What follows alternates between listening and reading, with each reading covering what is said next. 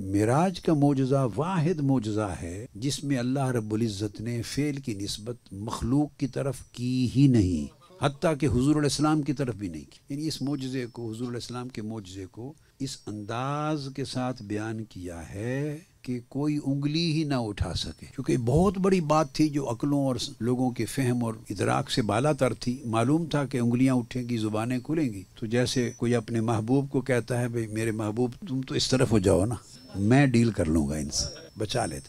کہتا ہے وہ ان کی چھوڑو بات، ان پر مت مجھ سے بات کرو، میں لے گیا، بتاؤ کیا تکلیف ہے تمہیں؟ فرما رہا ہے ادھر مت زبانیں کھولو، ہاتھ مت اٹھاؤ۔ انہوں نے کب کہا ہے کہ میں گیا؟ میرے محبوب آپ ادھر آ جائیں، میں ان سے ڈیل کرتا ہوں۔ ادھر چھپا لیا۔ اب جس نے چیلنج کرنا ہے وہ مجھے کرے۔ یعنی اس معجزے کا ذکر اس انداز اور اس شان کے ساتھ کیا۔ اتنا بڑا معجزہ، اتنی بڑی عظیم بارگاہ میں حاضری، تو جو اللہ پاک نے تحفہ دیا، صاف ظاہر ہے اس سے بڑا تحفہ عالم خلق و امر میں کائنات میں کوئی اور ہو سکتا ہے؟ نہیں ہوتا۔ محبوب حقیقی اللہ وہ تحفہ دے اور ہمارے محبوب آقا علیہ السلام وہ تحفہ لے آئیں اور ہمیں دیں اور ہم اس کو قبول نہ کریں، تو بولیے ہمارا حال کیا ہوگا؟ یہ تھی نصیحت جو سمجھانا چاہتا۔ اللہ پاک وہ تحفہ اس بارگاہ سے بھیجے اور آقا علیہ السلام وہ تحفہ لے کر آئیں سب سے بڑے معجزے میں، اور امت کو عطا کریں، اور ہم اس کو پریکٹیکلی ایکسیپٹ نہ کریں، اپنی لائف میں انفورس نہ کریں، تو اس سے بڑی بھی ناقدری کوئی ہوگی، اور آقا علیہ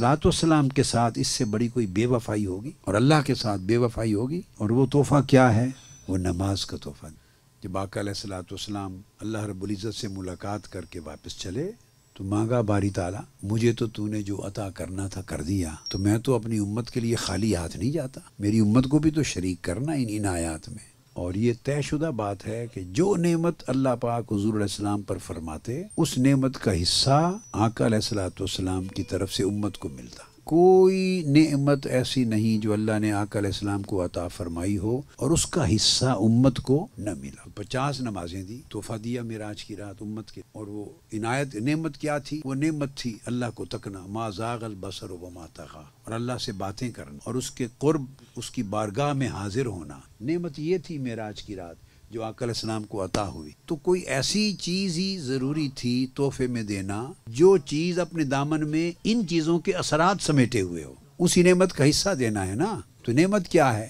ثم دنا ہے، فتدلی ہے، قاب قوسین ہے او ادنا ہے۔ خدا کا قرب ہے، خدا کے حضور کی حاضری ہے، اللہ کا دیدار کرنا ہے اور اس سے کلام کرنا ہے اور اس کی میٹھی میٹھی باتوں کو سننا ہے اور آپس میں مکالمہ ہے اور اس کو تکنا ہے۔ نعمت تو یہ تھی، تو اب اس میں سے حصہ دینا تھا امت کو۔ تو کوئی ایسی چیز ہی دینا ضروری تھی جس چیز کے دامن میں یہ ساری جو نعمتیں ہیں اس کا حصہ شامل ہو۔ اور پھر توجہ طلب بات یہ ہے کہ جو بات موسیٰ علیہ السلام جان رہے ہیں کہ حضور کی امت نہیں پڑھ سکے گی 50 نمازیں، بڑا مشکل ہوگا، وہ اللہ پاک خود نہیں جانتے۔ یہ سارا جو پریکٹس کرائی جا رہی ہے ایکسرسائز، اس کی ضرورت کیا ہے؟ پہلے 50 دینی اور اینڈ پر 5 ہی کرنی ہے، کیوں؟ اس میں اللہ پاک نے یہ فرمایا کہ اس نے چاہا محبوب اگر یہ کیفیت لی ہی ہے تو وہ نعمت آقا علیہ السلام کی صرف یہ نہیں تھی کہ وہاں پہنچ کر دیدار ملا اور کیفیت ملی اور قرب ملا اور حضور ملا اور مکالمہ ملا۔ نعمت صرف یہ نہیں تھی کہ اگر وہ ملے اور واپس پلٹیں تو آقا علیہ السلام سے یہ سب کچھ کٹ جائے،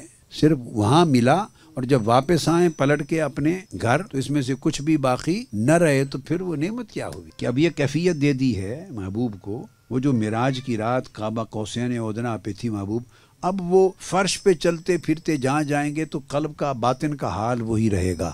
یعنی اب آپ کے قلب کو ثم دنا فتدلی فکان قاب قوسین بنا دی۔ اب یہ جو دائمی کیفیت عطا کر دی، تو اللہ پاک چاہتا تھا کہ چونکہ اس کا حصہ امت کو دینا ہے تو یہ دائمی کیفیت چونکہ نماز میں ہے، تو محبوب نے مانگا ہے تو ان کی امت بھی دائماً اس کیفیت میں رہے، تو اس نے 50 نمازیں دی کہ ہر وقت اس حال میں رہیں۔ تو 45 نمازیں معاف کر دیں اور 5 رہ گئیں۔ جب 5 رہ گئیں تو اللہ پاک نے فرمایا کہ میں اپنا فیصلہ بدلہ نہیں کرتا، جو میں نے کہہ دیا وہ بدلہ نہیں کرتا، سو اب فیصلہ یہ ہوا کہ پڑھو گے 5 اور اجر 50 کا ہی رہے گا۔